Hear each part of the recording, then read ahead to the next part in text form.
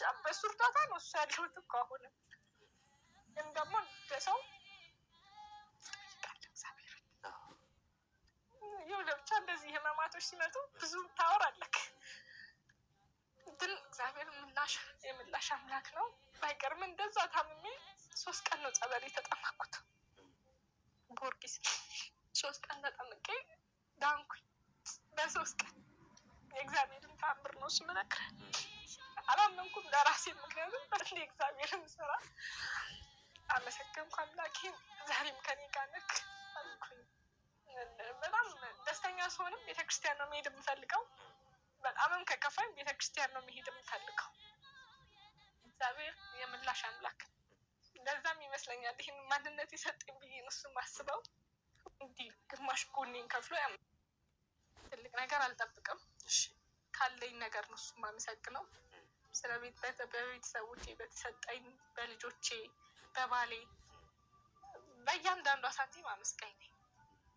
ለዛም ነው ደስተኛ የሆንኩት ብዬ የማስበው። አልቅሼ ወዲያው ስስቅ ታየኛለህ እንደሆኑ ማለት ነው። በጣም ከፍቶኝ ሊሆን ይችላል። ትንሽ ነገር እንትን ካልኩኝ ረስቼዋለሁ። ያንን ሁላ ነገር ረስቼዋለሁ። ደስ የሚል ኳሊቲ ነው። አዎ እና በጣም ጠይቃለሁ እግዚአብሔርን የሆነች ነገር ሲሆን እንዳልፍ መቻያውን ስጠኝ እላለሁ። አበርታኝ። ትላንትና ያሳለፈ አምላክ ዛሬን አይከብድህም ነው እሱ ነው። ትላንትና በብዙ ህመማት ውስጥ በብዙ ችግራት ውስጥ ያሳለፍኩ ልጅ ነኝ። ያልፋል እያልኩ ያደግኩ ልጅ ነኝ። ስለዚህ አይከብድህም ብዬ ነው እሱ ማስበው። በጣም የሆነ ከባሰብኝ ያመኛል ብዬሃለሁ። አይበቃህም እላለሁ። ምክንያቱም ይሄ ነገር ይበቃኛል ለኔ ይሄ ጉዳቶቹ ምናምን ይበቃኛል ብዬ አስባለሁና ከዚህ በላይ የምችልበት አቅም የለኝም። ወይ መቻያውን ስጠኝ። አሞኛል እለዋለሁ። ለራሱ ያውቃል እኮ ግን በቃ አሞኛል አልቻልኩም እለዋለሁ። ብዙ ህመማትን ነው እሱ የታመምኩት ነግሬሃለሁ። ይሄ ፊቴ አንዴ እንዲዞር ማይግሬን አለብኝ። እንዲህ ሙሉ ፊቴ ዞረ። አስበው እንግዲህ የምትስቅበት የምትበላበት ሙሉ ነገር እንዲዞረው ሰው ፊት መቅረብ አትችልም ነው። በጣም ከፋኝ የዛኔ በጣም በዚህ ጉዳት ላይ ሆነ ሌላ ተጨማሪ ህመማት ነግሬያለሁ ይጥለኛል ምናምን ብያለሁ። ተጨማሪ ደግሞ ይሄ ህመም ሲመጣ በጣም ተሰበርኩ እና እያየኸኝ ነው አልኩትኝ አምላኬ በቃ አንተ እያየኸኝ ነው። መብላት አልችልም፣ መጠጣት አልችልም፣ ውሃ እንኳን መጠጣት አልችልም። በቃ ከእግዚአብሔር ጋር ማለት ከድንግል ጋር ምክንያቱም ታውቂያለሽ ሰው ላይ ረዳክ ይችላል። ድንግል ግን እንዴት ሆኜ እንደከፈልኩት ቢያንስ ታውቂያለሽ ብዬ በጣም ነበር ያለቀስኩት። በጣም ፍርድ ቤት እንዴት እንደዚህ ይሉኛል እንዴት ሆኜ እንዳመጣሁት ታውቂያለሽ ብዬ ከድንግል ጋር ነበር በጣም ተነፍኩት የነበረው። ግን ወዲያውም ደግሞ ተደወለልኝና በቃ የ3 አመት ሆኖልሻል ተባልኩኝ። በየወሩ የሚከፈለው 5000 ምናምን ተደረገልኝና ያንን መክፈል ጀመርኩኝ። በቃ ከብዙ ነገሮች ላይ እየቀነስኩኝ መክፈል ጀመርን። ከዛ አለፈ ማለት ነው በሰዎች። እሺ ያቺ የ40 ብሯን እጥራት ግን አልነገርሽኝም። 40 ብር አጣን ያልሽኝ ወደኋላ መለስኩሽ። ይቅርታ ሞል ይሄ አሁን ይሄ ተሸጠ ያልኩህ ተሸጠ፣ ብድር ተበደርን። ከዛ ለምን ነበር የተበደራችሁ? ይሄ ሪቮልቪንግ ፈንድ ተብሎ በመንግስት የመጣ ብር ነበረ። ሪቮልቪንግ ፈንድ? አዎ ወጣቶች የወሰዱት እሱ ማለት ሰምቻለሁ።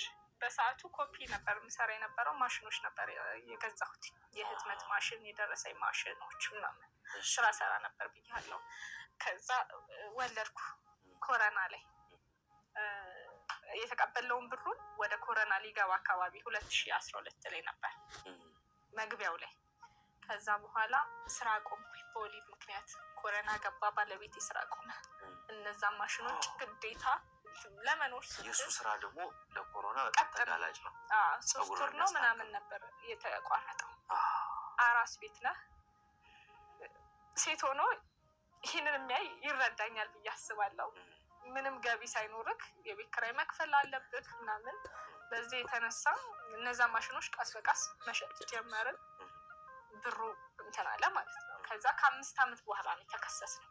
ያ ነገር ካለፈ ከ5 ዓመት በኋላ ስከሰስ ጓደኛዬ ነበር ዋስ የሆነልኝ። ጓደኛዬ ደሞዙ ይታገዳል፣ ንብረቱ ይታገዳል።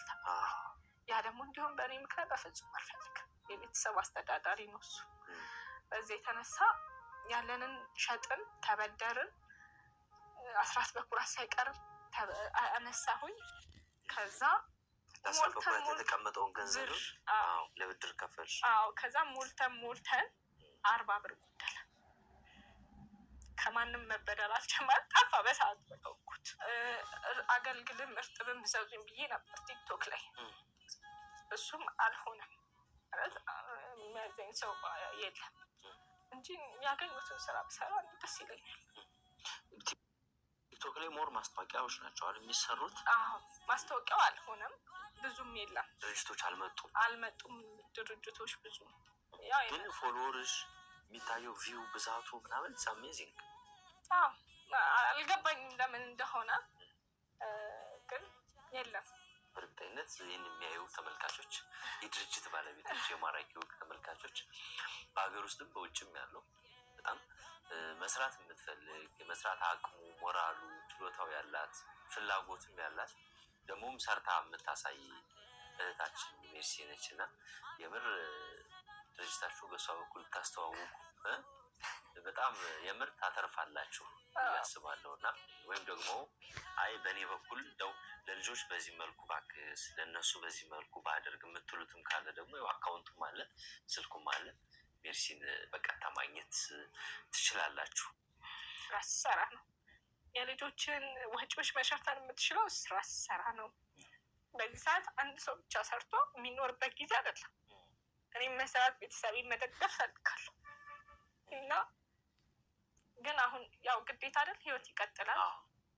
ስራ መስራት እየፈለኩ ስራ እየሰሩ አይደለም።